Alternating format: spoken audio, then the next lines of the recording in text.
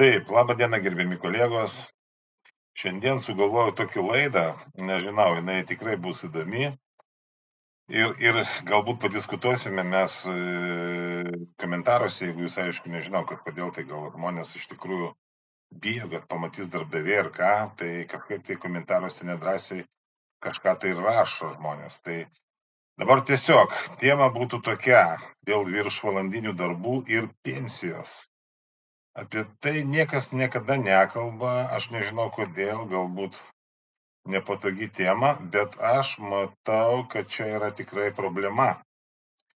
Dabar, kad viršvalandžiai čia yra toks apgaulingas dalykas, tai jau turbūt niekam nepaslaptis, kad kas sukūrė tą viršvalandinius tos darbus visus, tai vertas, aišku, Nobelio premijos, čia, aišku, tokių tikslų, kad čia ne gerovė žmonėms padarė, o vergovė. Tai čia visi turbūt apie tai mes žinom, bet kągi reiškia tie viršvalandiniai darbai, jeigu žiūrite į pensijos amžių. Tai dabar aš kiek ir pasidomėjau ir taip ir visada buvo, kad viršvalandiniai darbai pensiniam amžiui jokios įtakos nedaro. Tai man dabar klausimas, kodėl? Daleiskim, kaip pavyzdys.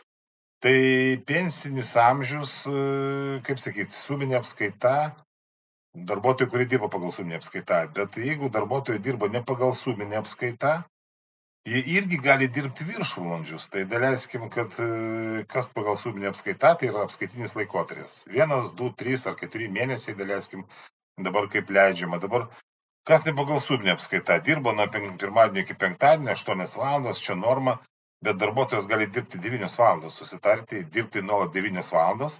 Ir, daleiskim, savaitė 4 valandos, 48 savaitės per metus, jeigu atmesti 4 savaitės atostogų, gaunasi 192 valandos, tai 180 valandų leidžia kodeksas. Daugiau negalima, taip, kolektyviniai sutartį galima, daugiau, populiaru 360 valandų per metus, tai daugiau negu 2 mėnesiai. Kolegos, jūs įsivaizduokit, dabar leidžia 180, bet mėnesinė metinė norma gaunasi, jeigu visus mėnesius dalinti, tai gaunasi 167,5 valandų.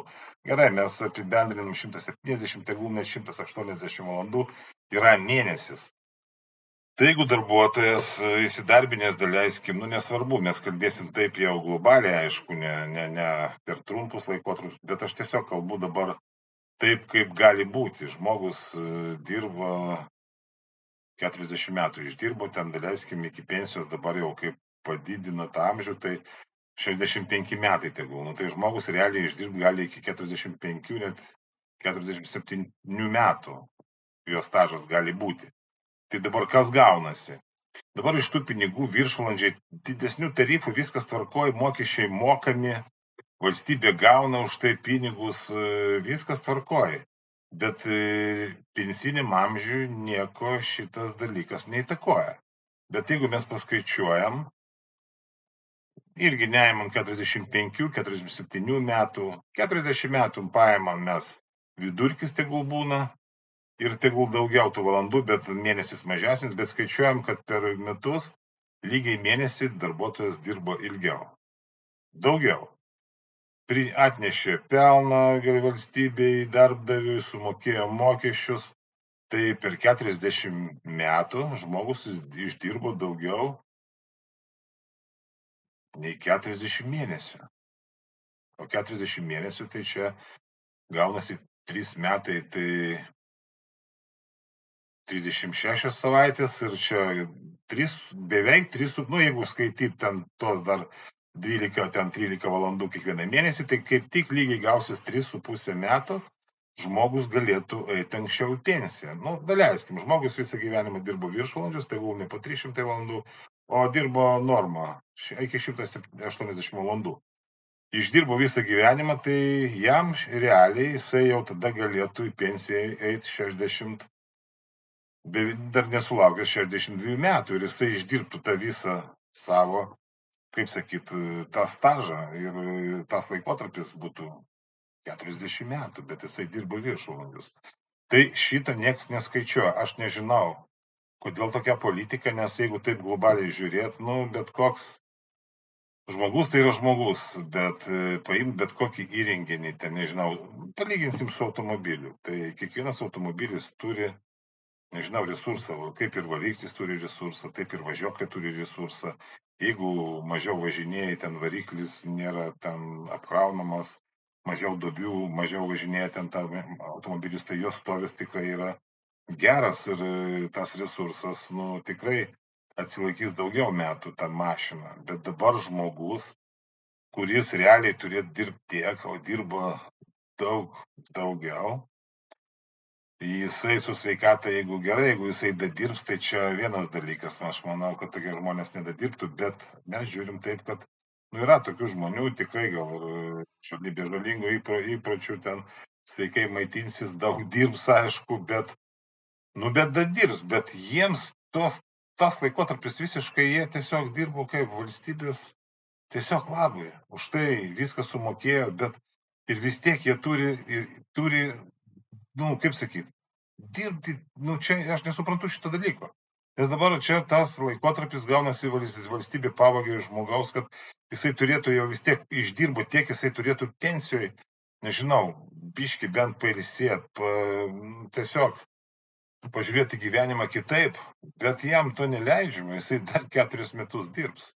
Dirbs, nes, nu, kaip sakyt, pagal tą nieks į tos viršvalandinius darbus nežiūri, o tiesiog, kad tu neišdirbo dar iki savo pensijos, ten dar vis tiek tau reikia dirbti. Tai šitoj vietoje aš tikrai nesuprantu, nes, pavyzdžiui, kaip atvirkštinė va tą dalyką kaip valstybė, jeigu tu dirbsi mažiau valandų, tau nesiskaičiuos, nes tau stažas taip nesiskaičiuos.